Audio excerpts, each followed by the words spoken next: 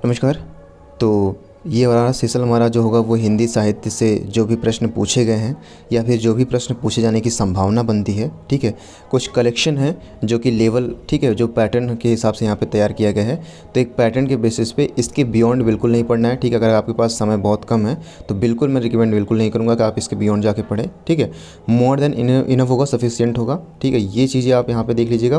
तो लगभग 250 प्रश्न हमने यहाँ पे शामिल किए हैं, ठीक है। 250 प्रश्न जो कि मोर देन सफिशिएंट, ठीक है, सभी एरिया से ले लिया गया है।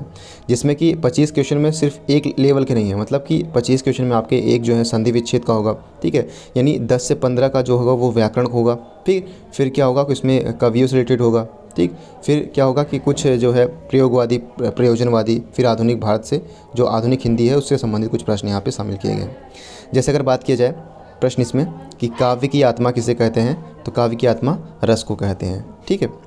कमल तोड़ना का अर्थ क्या होता है, तो कमल तोड़ने का अर्थ क्या होता है कि बहुत अच्छा लिखना, ठीक है। कलम तोड़ना, माफ़ कीजिएगा। अब इसी तरीके से निर्देश दिया गया है, निर्देश आपको पढ़ लेना है। निर्देश में क्या दिया गया है कि 3 से 5 तक लिखे शब्द रूपों को शुद्ध वर्तनी वाले रूप में सही का चयन कीजिए। तो अक्षुण कैसे लिखा जाता है, आपने देखा भी होगा, अक्षुण, ठीक है, इस तरीके से लिखा जाता है। दूसरा है माननीय, ठीक है। तो न में जो है बड़ी की मात्रा होता है और एक न पूरा न होता है, ठीक है। वहीं श्रेष्ठतम देखा जाए तो ऑप्शन इसका सी जो होगा वो सही हो जाएगा। तो तीनों अक्षुण, माननीय और श्रेष्ठतम। इसी प्रकार से 6वां नंबर प्रश्न देखते हैं कि चुनाव क्षेत्रों का पुनः ... किया जाना चाहिए। अब चुनाव क्षेत्रों का पुनः क्या किया जाना चाहिए, परिसीमन, परिगणन, परीक्षण या फिर परिलाक्षण। तो परिसीमन किया जाना चाहिए, ठीक है। रस कितने प्रकार के होते हैं, तो रस मुख्यतः जो है वो 9 प्रकार के होते हैं, ठीक है। इसी प्रकार से 8वां प्रश्न देखा जाए तो एक इनमें से कौन सा शब्द गृहस्थ का विलोम है। गृहस्थ मतलब जो घर का, ठीक है, सन्यासी, उसका विलोम हो जाएगा, ठीक है। पीछे आपको थोड़ा सा भजन की आवाज़ आ रही होगी, उसको थोड़ा अवॉइड कीजिएगा, ठीक है, क्योंकि पीछे चल रहा था तो जो वीडियोज़ भी बनाने में थोड़ा सा दिक्कत आ रही थी मुझे, तो उसको आप अवॉइड कीजिएगा। अगला 9वां नंबर है 9 से 11 तक की अनेक शब्द तथा अथवा अनेक वाक्यांश एक जगह शब्द देना है। तो सही विकल्प का आपको यहाँ पे चुनना है, ठीक है। कई शब्दों का जो है एक शब्द में आपको बताना, जैसे जिसकी तुलना ना की जा सके वो क्या है, अतुलनीय है, ठीक है। वो क्या है, अतुलनीय है। ऑप्शन बी हमारा यही लेवल रहता है, यही पैटर्न। अब आप इसे इजी कहें, मॉडरेट कहें या फिर हार्ड, लेवल तो यही रहता है। जिसे जीता ना जा सके वो क्या है, अजेय है। ऑप्शन बी हमारा सही हो जाएगा। इसी प्रकार से 11 नंबर देख लेते हैं कि जिसकी कल्पना ना की जा सके वो अकल्पनीय है, ठीक है। ऑप्शन बी हमारा, सी हमारा सही हो जाएगा। अब 12 से 13 निर्देश दिया गया, हर सेगमेंट को शामिल किया गया, इस बात को ध्यान रखिएगा। तो 12 से 13 पर्यायवाची शब्द हैं जिनसे संबंधित शब्द को आपको चुनना है। तो रत्नाकार का अर्थ क्या होता है, रत्नाकार मतलब सागर, ठीक है। मयूर का पर्यायवाची आपसे पूछा है तो कलापी जो होता है वो मयूर का पर्यायवाची शब्द होता है। वहीं दिए गए विकल्पों में से ऊर्जा का समानार्थी शब्द यानी पर्यायवाची शब्द आपको चुनना है। तो ऊर्जा मतलब शक्ति, ठीक है, जबकि ऊर्ध्वांग, उद्यम, ईंधन ये तीनों अलग अलग हैं। कमल का स्त्रीलिंग पूछा है तो कमलिनी होगा, इसको ध्यान रखिएगा, यहाँ पे कमलिनी होगा, ठीक है, कमलिनी। अधजल गगरी छलकत जाए, उक्त मुहावरे के लिए वाक्यांश बताइए। अर्थात कम गुण होने वाला व्यक्ति दिखावा बहुत करता है, कम गुण होने वाला व्यक्ति दिखावा बहुत करता है। इसी प्रकार से हमारा अगला है कि बिनु पग चले सुने बिनु काना, इस उक्ति में अलंकार कौन सा है, तो विभावना अलंकार है, ठीक है। इसी प्रकार से अगला है कि पानी का बहुवचन क्या है, हर बार कई बार पूछा गया है, तो पानियाँ हो जाएगा, ठीक है। लास्ट में जो है वो चंद्रबिंदु हो जाएगा। इसी प्रकार से 19 नंबर है कि हिंदी को विकास प्रदान करने वाली भाषा कौन है, संस्कृत है। नहीं पराग नहीं मधुर मधु, नहीं विकास ही काल, आली काली ही सो विंध्यो, आगे कौन हवाल में कौन सा अलंकार है, अन्योक्ति अलंकार है। इसी प्रकार से 21 नंबर अगर बात किया जाए तो दिए गए विकल्पों में उपार्जित का विरुद्धार्थी शब्द चुनिए। तो उपार्जित का अगर विरुद्ध मतलब उसके विपरीत शब्द चुनना है तो अनुपार्जित। उपार्जित मतलब कुछ जहाँ से उपार्जित हो, ठीक है, निकले। अनुपार्जित मतलब जहाँ से कुछ, जैसे बंजर जमीन हो गया, ठीक है।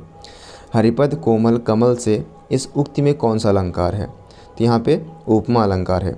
कोमल से समान मतलब, ठीक है, जहाँ पर समानता व्यक्त की जाए वहाँ पे उपमा अलंकार होता है। जहाँ में उपमेय को उपमान मान लिया जाता है तो वहाँ पे रूपक, जैसे हरिपद, कोमल, कमल, ठीक है। मतलब हरि का पद जो है यानी जो भगवान हैं हरि, उनका जो पैर है वो क्या है, कोमल है, मतलब वो क्या है, फूल है। ठीक है, अब यहाँ पे हमने मान लिया है उपमेय में उपमान का संभावना व्यक्त नहीं की गई। जब संभावना व्यक्त की जाएगी तो वहाँ पे उपमा अलंकार होगा। इसी प्रकार से 23 नंबर है कि दिए गए विकल्पों में ऐषणा का समानार्थी क्या होगा, तो लोभ। ठीक है, और 24 नंबर हमारा देख लेते हैं कि ताजमहल का अद्भुत नमूना है। ताजमहल किसका अद्भुत नमूना है, तो स्थापत्य कला का ताजमहल अद्भुत नमूना है। इसी तरीके से दिए गए विकल्पों में से किल्मिश का समानार्थी शब्द चुनना है, तो किल्मिश का विषैला हो जाएगा। देखिए एक सेगमेंट हमारा कंप्लीट हो गया। ठीक है, 25, ठीक है, एक में क्या होता है, एक सेगमेंट में हमारे 25 प्रश्न होते हैं। तो पहला सेगमेंट हमारा समाप्त हो गया है, पहला खंड। अब दूसरा प्रश्न देखेंगे। ठीक है, हिंदी का ये मतलब कई खंडों में विभाजित किया है, यानी 25 खंड हमने यहाँ पे देखे हैं, 250 प्रश्न हैं आपके। तो हिंदी का अगला खंड हम देख लेते हैं। पहला खंड आपका समाप्त हुआ। अगला खंड जो है अधिकारों की प्राप्ति के लिए बनाया गया संगठन है संघ। ठीक है, संघ बनाया गया। शब्दकोश में कौन सा शब्द पहले आएगा, असम्यक जो शब्द होगा वो पहले आएगा। गर्दन उठाना मुहावरे का अर्थ है प्रतिवाद करना। इसी प्रकार से चौथा नंबर देख लेते हैं कि निम्नलिखित में से कौन सा विपरीतार्थक शब्दों का युग्म सही नहीं है। वीर, कायर, रात, विरत, शीत, उष्ण सही है, जबकि अग्र, अंत ये सही नहीं है। ठीक है, अग्र मतलब आगे होता है। ठीक है, प्रारंभ नहीं होता है, इस बात का ध्यान रखिएगा। नीर उपसर्ग से बना है तो निर्भय। ठीक है, नीर उपसर्ग मतलब नीर धन भय। ठीक है, इस तरीके से आप यहाँ पे उपसर्ग मतलब जो शब्द आगे जुड़कर किसी नए शब्द का निर्माण कर दे, और प्रत्यय मतलब जो शब्द पीछे की तरफ जुड़ता है। इसी प्रकार से छठा प्रश्न हम देख लेते हैं कि आरंभ से अंत तक को क्या कहेंगे। आरंभ से अंत तक को अद्योपांत कहेंगे। वहीं यथाशक्ति में कौन सा समास है, तो अव्ययी भाव समास है। वहीं अंधायुग में अंधायुग किसकी रचना है, तो काव्य नाटक की अंधायुग रचना है। अब बात करते हैं नीता कपड़े धोती है में कौन सा किस वाक्य में क्रिया है। नीता कपड़े धोती है वाक्य में क्रिया है सकर्मक क्रिया। ठीक है, मनोज किसका पर्यायवाची है, कामदेव का। ठीक है, मनोज किसका पर्यायवाची है, तो कामदेव का। ऑप्शन बी हमारा सही हो जाएगा। इस प्रकार से अब 11 नंबर देख लेते हैं कि वह अंगूर खा रहा है। इस वाक्य में अंगूर क्या है, समूहवाचक संज्ञा। ठीक है, समूहवाचक संज्ञा।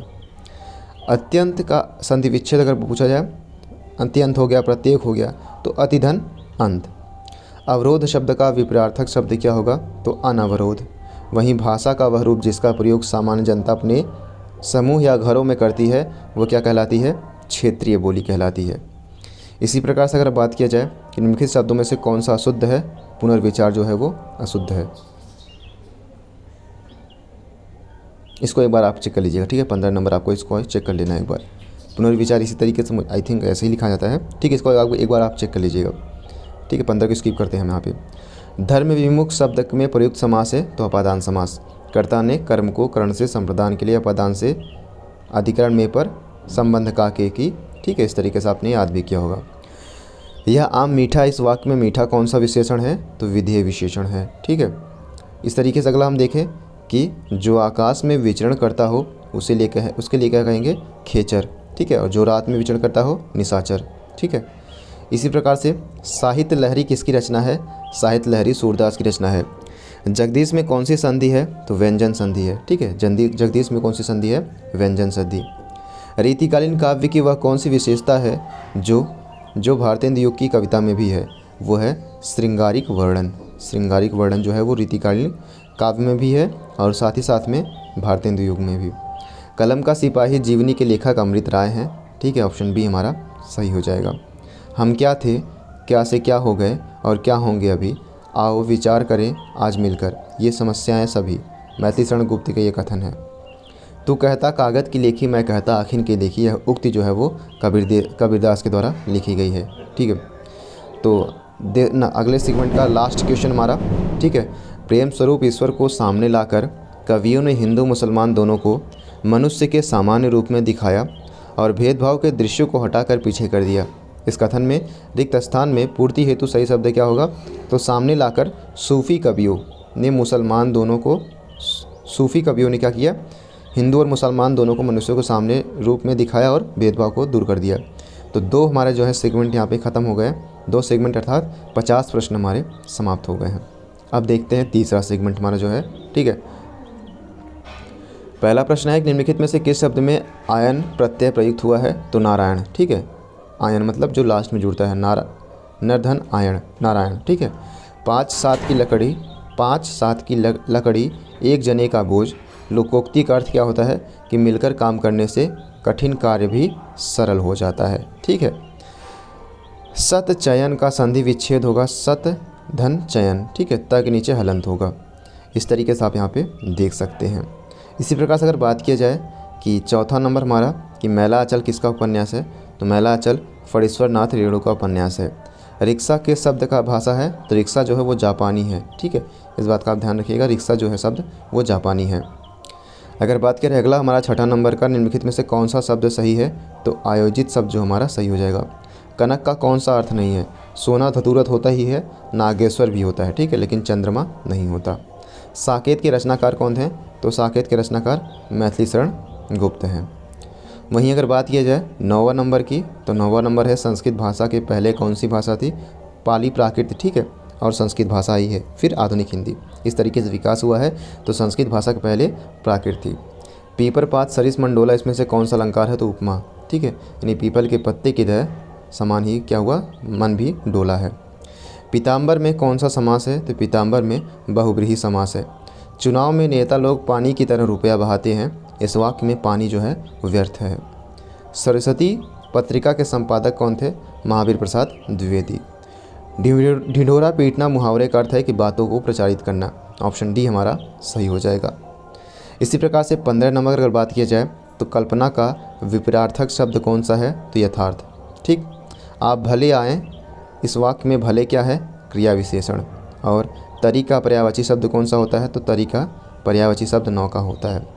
उज्ज्वल शब्द का शुद्ध रूप क्या है? तो उज्ज्वल जो है यहाँ पे ज होगा 2 बार, ठीक है, आधा आधा ज 2 बार होगा, ठीक है। मैं सारे ऑप्शन इस वजह से नहीं पढ़ रहा हूँ क्योंकि बहुत ज़्यादा वक्त लग जाएगा, ठीक है। आप एक बार वीडियो को देख लीजिएगा अपने अकॉर्डिंग, ठीक है। आप ऑप्शन भी पढ़ सकते हैं अपने खुद से। 19 नंबर देख लेते हैं कि निम्नलिखित में से शुद्ध वाक्य क्या है? कि भक्तों की मंडली जा रही है, ना कि सेना, ना कि टुकड़ी, ना कि भीड़, ठीक है। भक्तों की क्या जा रही है? मंडली जा रही है। आगे और पीछे होगा या फिर आगे कुआं पीछे खाई, मुहावरे जो है, तो यहाँ पे जो है सही जो बैठता है वो कुआं होगा। कलम तोड़ना हमने देखा थे, बहुत अच्छा लिखना। कलम तोड़ने का अर्थ क्या होता है? बहुत अच्छा लिखना। निम्नलिखित में से कौन सा तत्सम शब्द है? आम्र, आँख, आंसू, ईंट।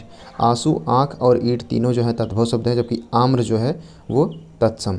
तत्सम क्या होता है? जो शब्द हिंदी से हूबहू ले लिए जाते हैं संस्कृत से, उसे हम तत्सम कहते हैं। और तद्भव क्या होता है कि जो हम आम बोलचाल की भाषा में प्रयुक्त करते हैं उसे तद्भव कहते हैं। का उच्चारण स्थान कहाँ है? तो कंठ से। वहीं निम्नलिखित में से कौन सा तद्भव शब्द है? तो कौवा, कुत्ता और कोयल, ये तीनों जो हैं वो तद्भव शब्द हैं। इसी तरीके से अगर देखा जाए अगला, तो निम्नलिखित में से कौन सा शब्द पुल्लिंग लिंग है? आलस्य, ठीक है। अब बात करते हैं अगला, हमारा तीसरा सेगमेंट भी समाप्त हो गया, यानी 75 प्रश्न हमारे, ठीक है, 13 मिनट में ही समाप्त हो गए हैं। थोड़ा सा स्पीड ज़्यादा हो गया, आई नो, लेकिन आपको बहुत सा कवर अप करना है, ठीक है। तो ज़रूरी नहीं है कि 4-4 घंटे की मैराथन क्लास ही चलाइए। जो चीज़ें आपको एग्ज़ाम सिर्फ पास करना है तो उस बेसिस पे बहुत ज़्यादा जानकारी भी अभी नहीं देना सही नहीं है, ठीक है। तो जो चीज़ें आपको पूछी गई हैं सिर्फ उन्हीं चीज़ को यहाँ पे आप डिस्कशन करा रहे हैं। हाँ, अगर चलाया जाएगा कोर्सेज़ की क्लासेस की तैयारी, तो वहाँ पे बेसिकली अच्छे से पढ़ाएंगे जो से रिलेटेड चीज़ें होंगी, या फिर हमारे पास वक्त होगा तो डेफिनेटली वो चीज़ें करेंगे। फ़िलहाल वक्त नहीं है। अगला देख लेते हैं, निम्नलिखित में से कौन सा स्वर संयुक्त स्वर है? तो जो अ है ये संयुक्त स्वर है, ठीक है।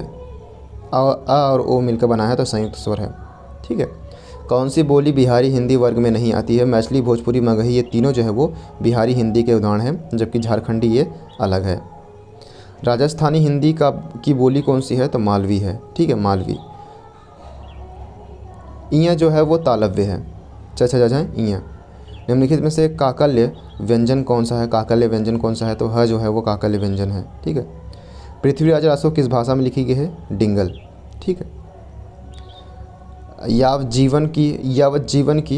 जीवन की कौन सा समास है? तो अव्ययीभाव समास है। पर्णशाला में कौन सा समास है? तत्पुरुष समास है। वहीं अगर बात की जाए 9वां नंबर की, तो नीरख सखी एक खंजन आए, पंक्ति के रचयिता कौन है? मैथिली शरण गुप्त। निस्दिन बरसत नैन हमारे, पद की रचना किसने की है? सूरदास ने की है। अब बात करते हैं 11 नंबर की, तो टाट उलटना मुहावरे का अर्थ क्या है? दिवाला निकालना। ठीक है। अंधा युग किसकी रचना है? धर्मवीर भारती की। अंबर पनघट में डूबो रही, तारा घट ऊषा नागरी, उक्त किसकी कवियाँ हैं, किसकी पंक्तियाँ हैं? तो ये जयशंकर प्रसाद की है। ठीक है। इसी प्रकार से 14 नंबर बात कर लेते हैं। प्रेमचंद्र का आखिरी कहानी समानतः कौन सी मानी जाती है? तो कफन जो है वो आखिरी अधूरी कहानी है। ठीक है। तो प्रेमचंद की आखिरी कहानी समानतः कफन मानी जाती है। अंगरखा किस तत्सम शब्द का तद्भव है? तो अंगरक्षक। ठीक है, जिसे बॉडीगार्ड कहते हैं। इसी प्रकार से 16 नंबर पर बात किया जाए तो पढ़ शालिक किस तद्भव रूप का तत्सम है? तो पंसारी। ठीक है। वहीं चांदी का जूता लोकोक्ति का सही अर्थ क्या है? यानी भाग्य जागना। प्रलय का विलोम चयनित क्या कीजिए? तो प्रलय मतलब सब तहस नहस, सृष्टि मतलब वापस से सब कुछ सही करना, निर्माण करना। निंद्य का विलोम क्या है? तो वंद्य, जो निंदनीय हो, और वंद्य मतलब जो वंदना करने योग्य हो। पुत्री के पुत्र हेतु एक शब्द चॉइस कीजिए। तो पुत्री के पुत्र, ठीक है, यानी आपकी जो पुत्री होगा उसका जो पुत्र होगा वो क्या होगा? आपका दोहित्र होगा, दौहित्र। वहीं जिसको सिद्ध करना कठिन हो के लिए एक शब्द हो तो दुःसाध्य। ऑप्शन सी हमारा सही हो जाएगा। बात करते हैं 22 नंबर। शयन का सही संधि विच्छेद क्या है? तो शेधन अन। वहीं बात करते हैं उच्छिन्न का सही संधि विच्छेद क्या है? तो उत्धन छिन्न। ऑप्शन ए हमारा सही हो जाएगा। वहीं 24 नंबर बात करते हैं कि हरिणी के नैनान ते हरिणी के ये नैन। सही अलंकार कौन सा है? तो इसमें यह अलंकार है, यमक अलंकार है। वीति विभावरी जागरी में कौन सा अलंकार है? अनुप्रास अलंकार है। ठीक है, अनुप्रास अलंकार है। इस तरीके से हमारा ये भी सेगमेंट समाप्त होता है। बात करते हैं हमारा अगला प्रश्न की। तो अगला सेगमेंट है, आई थिंक 125 प्रश्न चल रहा है हमारा। ठीक है, 125वां प्रश्न चल रहा है। ठीक है, अब देखते हैं इसमें पहला प्रश्न क्या है कि मित्र के चुनाव डैश डैश, इसमें आपका क्या भरना है? पर जीवन की सार्थकता निर्भर होती है। तो मित्र की उपयुक्तता जो होती है, यानी आप किस तरीके से मित्र चयन करते हैं मित्रों का, वो आपके जीवन की सार्थकता पर निर्भर करता है। इसी प्रकार से जीवन की सबसे बड़ी ... यह है कि उपयुक्त पात्र को उपयुक्त वस्तु नहीं मिलती है। जीवन की सबसे बड़ी विडंबना है कि उपयुक्त पात्र को उपयुक्त चीज़ें नहीं मिल पाती हैं। इसी प्रकार से अब यहाँ पर निर्देश आपको पढ़ लेना है कि 3 से 5 दिए गए शब्दों के विलोम शब्द के रूप में 4 विकल्प दिए गए हैं। आपको उपयुक्त विकल्प का चयन करना है। ठीक है, उपयुक्त विकल्प का चयन करना है। जैसे अगम, यह है अगम, क्या हो जाएगा? अगम का विलोम सुगम हो जाएगा। अचल मतलब जो एक जगह अडिग हो, ठीक है, जो चलता नहीं हो। चल, ठीक है, इसका उल्टा हो जाएगा चल। 5 का होगा आज्ञा। आगे क्या हो जाएगा? तो आगे क्या हो जाएगा? विज्ञ। ऑप्शन बी हमारा सही हो जाएगा।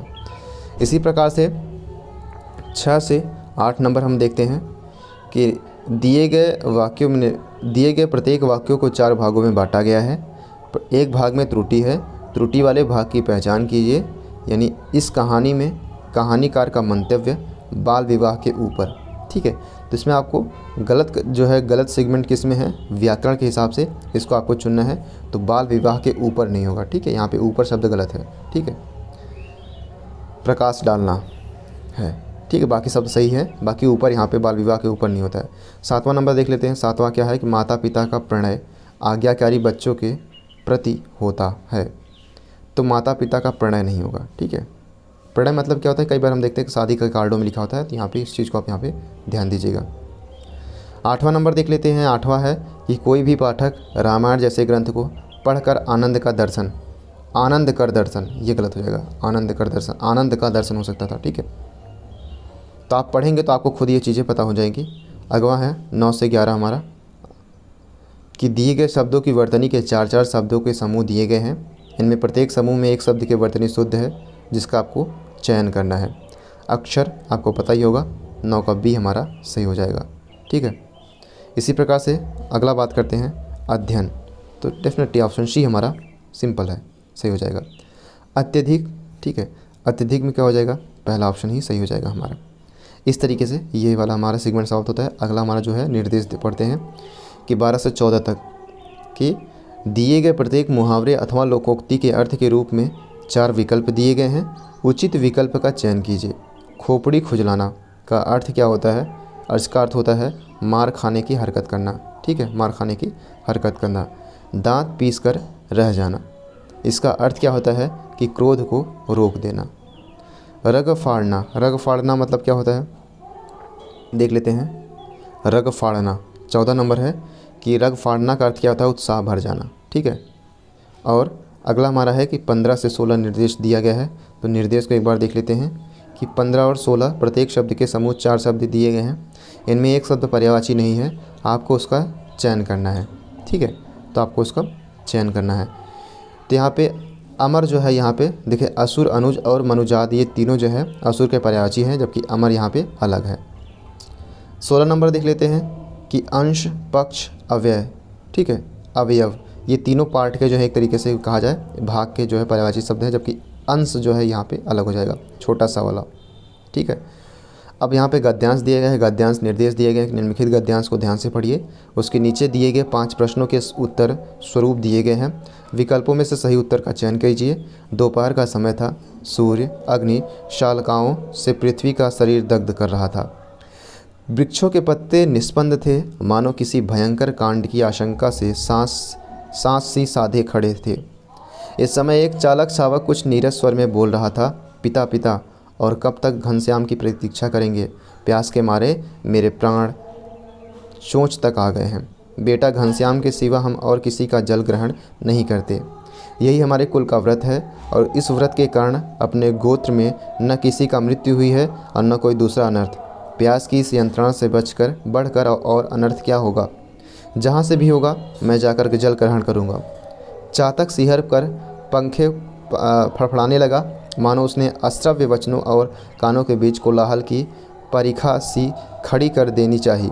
थोड़ी देर मौन रहकर वह बोला, बेटा धैर्य रख, अपने इस व्रत के कारण ही पानी बरसता है और धरती माता की गोद हरी भरी हो जाती है।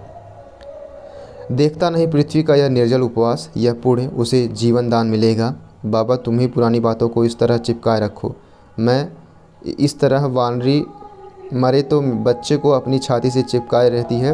मैं चला गंगा जल पीने। इतना कहकर चालक शावक जो है प्रणाम करके फुर्र से उड़ गया। अब इससे आपको पूछा कि इस गद्य का आपको शीर्षक क्या दे। आप एक बार थोड़ा सा पढ़ लीजिएगा। ठीक, मैंने वैसे ही पढ़ लिया है। तो इस गद्य का अगर शीर्षक किया जाए तो क्या होता है, बच्चा जो है विद्रोह कर रहा है। पिता क्या है, उसकी पुरानी पीढ़ियों को वो जो है फॉलो कर रहा है, जबकि बच्चा उसका विद्रोह करता दिखाई दे रहा है। तो क्या हो जाएगा, नई पीढ़ी का विद्रोह, यहाँ पे इसका शीर्षक दे सकते हैं। 18 नंबर क्या है कि इस गद्यांश में लेखक के मुख्य रूप से मर्यादाओं के प्रति नई पीढ़ी के विद्रोह का उल्लेख किया है। ठीक है। इसी प्रकार से अगला 19 नंबर अगर देखा, इसी गद्य से पूछा गया है। ठीक है, 19 नंबर से ही पूछा गया है कि इस गद्यांश में चातक बेटे की इच्छा पूरी नहीं होने देता है, क्योंकि कुल का व्रत भंग हो जाएगा। कुल का व्रत क्या हो जाएगा, भंग हो जाएगा। अब 20 नंबर देख लेते हैं। 20 क्या है कि संपूर्ण गद्यांश का केंद्रीय भाव क्या है, आने वाली पीढ़ी जो है पीढ़ियों विद्रोही होती जा रही है। आने वाली जो पीढ़ियां हैं वो क्या होती जा रही हैं, विद्रोही होती जा रही हैं। इसी तरीके से 21 नंबर अगर देखा जाए तो अग्निशालाका से क्या तात्पर्य है, बहुत तेज किरण। अब 22 और 23 यहाँ पे दिखा गया है। 22 और 23 को निर्देश पढ़िए, फिर उसका आंसर दीजिए। कि प्रत्येक प्रश्न में एक शब्द दिया गया है जिसका संधि विच्छेद 4 प्रकार से किया गया है। इनमें से केवल एक ही सही है। सही संधि विच्छेद का आपको उत्तर देना है। महेश का संधि विच्छेद आपको बताना है। महेश का संधि विच्छेद होगा महिधन ईश, ऑप्शन बी हमारा सही हो जाएगा। इसी प्रकार से 23 नंबर देख लेते हैं कि महोष्ण का संधि विच्छेद क्या होगा, महाधन उष्ण। ठीक है। अब देख लेते हैं निर्देश दिया गया अगला हमारा कि 24 और 25 में प्रत्येक प्रश्न में 4 शब्द दिए गए हैं, जिनमें से 3 शब्द समानार्थी है, केवल एक शब्द भिन्न अर्थ वाला है। अब भिन्न अर्थ वाला शब्द ही आपका उत्तर होगा। ठीक है। तो कलेवर, काया, कलधौत और तनु, इसमें से आपको भिन्न चुनना है। देखिए कलेवर, काया और तनु ये तीनों जो हैं समानार्थी शब्द हैं, जबकि कलधौत यहाँ पे अलग है। इसी प्रकार से 25 नंबर देखा जाए तो नीरद, अम्बुधि, सिंधु, नीरधि। ठीक है। तो ये नीरधि वाला अलग है, यहाँ नीरद है और नीरधि, यहाँ पे नीरद जो हो जाएगा ये अलग हो जाएगा। ठीक है। इस तरीके से हमारा ऑप्शन ये भी समाप्त होता है। तो आई थिंक 150 से 175 प्रश्न हमने यहाँ पे देख लिए हैं। इसके बाद अगला सेगमेंट देख लेते हैं। अगला प्रश्न हमारा है पहला, अगले सेगमेंट का पहला प्रश्न, होनहार वीरवान के होत चिकने पात, लोकोक्ति का अर्थ क्या होगा? तो होनहार बालकों के लक्षण जो है बचपन से ही प्रकट होने लगते हैं। इसी प्रकार से हमारा दूसरा प्रश्न है। दूसरा प्रश्न क्या है कि वैदेही वनवास पुस्तक के लेखक कौन है? अयोध्या सिंह हरिऔध। ठीक है, तीसरा प्रश्न देख लेते हैं। तो तीसरा प्रश्न है कि हिंदी शब्द किसका दिया हुआ है? ईरानियों का। अध्यापिका शब्द में प्रत्यय कौन सा है? अध्यापिका शब्द में इका जो प्रत्यय है, जो पीछे की तरफ जुड़ता है उसे प्रत्यय कहते हैं। उपसर्ग मतलब जो आगे की तरफ जुड़ता हो। इसी प्रकार से पाँचवा नंबर क्या है कि सत कर्म का संधि विच्छेद क्या हो जाएगा? सत धन कर्म। ऑप्शन सी हमारा सही हो जाएगा। इसी प्रकार से छठा नंबर देख लेते हैं कि पानी गए न उबरे के लेखक कौन है? रहीमदास। पानी गए न उबरे मोती मानुष चून। ठीक है। सातवां नंबर क्या है? जिसके द्वारा अभियोग लगाया गया हो के लिए एक शब्द क्या होगा? अभियोक्ता। ठीक है, ऑप्शन डी हमारा सही हो जाएगा। इसी प्रकार से आठवां प्रश्न देख लेते हैं। आठवां प्रश्न है कि अधिकारों की प्राप्ति के लिए बनाया गया संगठन क्या हो जाएगा? संघ कहलाता है। नौवां नंबर क्या है कि शब्दकोश में कौन सा शब्द पहले आएगा? ठीक है, नौवां नंबर शब्दकोश में से कौन सा शब्द पहले आएगा? असम्यक। ठीक है, गलत युग्म का आपको चयन करना है। 10वां नंबर आपको गलत युग्म का चयन करना है। तो रंगभूमि महादेवी वर्मा की नहीं है। ठीक है, जबकि कहानी जयशंकर प्रसाद की है, गोदान प्रेमचंद की है और साकेत मैथिलीशरण गुप्त की है। ठीक है, इसी प्रकार से अगला हम देख लेते हैं 11 नंबर कि चंद्रोदय का संधि विच्छेद में कौन सी संधि विच्छेद है? कौन सी संधि है? तो गुण संधि है। ठीक है, चंद्रमा का उदय। हाथ पसारना मुहावरे का अर्थ है क्या है? 12 नंबर मांगना। अनेकार्थ शब्द है, अनेकार्थ शब्द आपको यहाँ पे चुनना है। ठीक है, 13 नंबर का जो है वो काल क्या है? अनेकार्थ शब्द है। ठीक है, घंटा मिनट सेकंड ये एकार्थ शब्द हैं, जबकि अनेकार्थ मतलब कई कालों में। ठीक है, काल कई प्रकार के होते हैं, जैसे भूतकाल, वर्तमान काल और भविष्यकाल, इस तरीके से। 14 नंबर देख लेते हैं कि कर्ण को अधिरथ सूत कहा जाता है। अधिरथ का अर्थ क्या होता है? रथ हाँकने वाला। ठीक है, इसी प्रकार से 15 नंबर देख लेते हैं। 15 नंबर क्या है कि उपसर्ग रहित शब्द कौन सा है? सुखी। उत्कर्ष का विलोम क्या है? 16 नंबर क्या है? उत्कर्ष का विलोम क्या है? अपकर्ष। उत्कर्ष मतलब उठना, अपकर्ष मतलब नीचे दबना। इसी प्रकार से 17 नंबर देख लेते हैं कि शुद्ध वाक्य चुनना है। ये हमारे पास रहते हैं और वे दूर। ठीक है, ये हमारा जो हो जाएगा, ये हमारा सही हो जाएगा। पहला ऑप्शन जो हमारा है ये सही हो जाएगा, 17 नंबर। अब बात करते हैं 18 नंबर, आई थिंक नीचे ही था। मन के किसी और प्रवृत्त होने या उसे हटने की अवस्था है। तो मन का जो है जब किसी और हट जाता है या फिर किसी तरफ विचलित हो जाता है तो उसे क्या कहते हैं? उसे हम कहते हैं मनोवृत्ति। ठीक है, मनोवृत्ति। अब अगला देख लेते हैं 19 नंबर। 19 नंबर हमारा क्या पूछ रहा है कि चोर की दाढ़ी में तिनका लोकोक्ति का सही अर्थ क्या है? कि चोर का स्वयं डरना। ठीक है, इसी प्रकार से 20वां नंबर प्रश्न देख लेते हैं। 20वां प्रश्न हमारा क्या है कि जहाँ अनेक वर्णों की आवृत्ति केवल एक बार होती है वहाँ 6 का अनुप्रास होता है। जहाँ अनेक अवर्णों की, जैसे चंदू के चाचा ने चंदू की चाची को चांदी के चम्मच से चटनी चटाई, तो च वर्ण की जो है यहाँ पे कई बार हो रही है, तो यहाँ पे क्या हो जाएगा? हालांकि बहुत गंदा एग्जाम्पल था, ये 6 का अनुप्रास हो जाएगा। अभी तो मुझे कुछ याद नहीं आ रहा। आगे कुआं पीछे खाई, डेफिनेटली ऑप्शन सी हमारा सही हो जाएगा। ठीक है, 22 नंबर देख लेते हैं। 22 का क्या है कि निर्विवाद में कौन सा समास है? अव्ययी भाव समास है। कौन सा शब्द जो है सकर्मक है? सकर्मक और अकर्मक आपको पढ़ लेना था। बाय द वे यहाँ पे बताया जाए तो 23 नंबर जो है सकर्मक जो क्रिया पूछा है, ठीक है, लिखना हो जाएगा।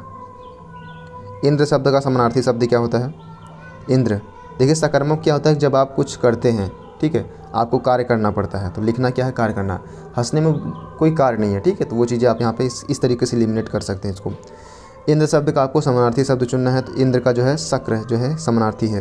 वहीं 25 नंबर देख लेते हैं। दोहा और चौपाई कैसे छंद है? तो मात्रिक छंद है। आई होप कि आपको ये भी सेगमेंट समझ में आ गया होगा। अब हमारा अगला सेगमेंट जो है ये सब सेगमेंट समाप्त होता है और अगला सेगमेंट यहाँ पे चालू हो जाता है। ठीक है, जैसे ब्रज भाषा के प्रमुख कवि क्या है? कौन है? तो सूरदास जी हैं। ठीक है, सूरदास जो है ब्रज भाषा के कवि है।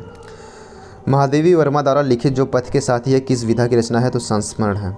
ठीक है, इसी प्रकार से छायावादी युग की पत्रिका नहीं है, तो हंस, साहित्य, संदेश और कर्मवीर, ये तीनों जो है पत्रिकाएं छायावादी युग की कविताएं हैं, जबकि पत्रिकाएं हैं, जबकि हिंदी प्रदीप यहाँ पे अलग है। खड़ी बोली की प्रथम रचना किसे माना जाता है?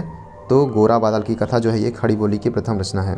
ठीक है, परीक्षा गुरु क्या है? ये आपको कमेंट बॉक्स में बताना है। पहला उपन्यास है कि पहला कहानी है, पहले कविता है?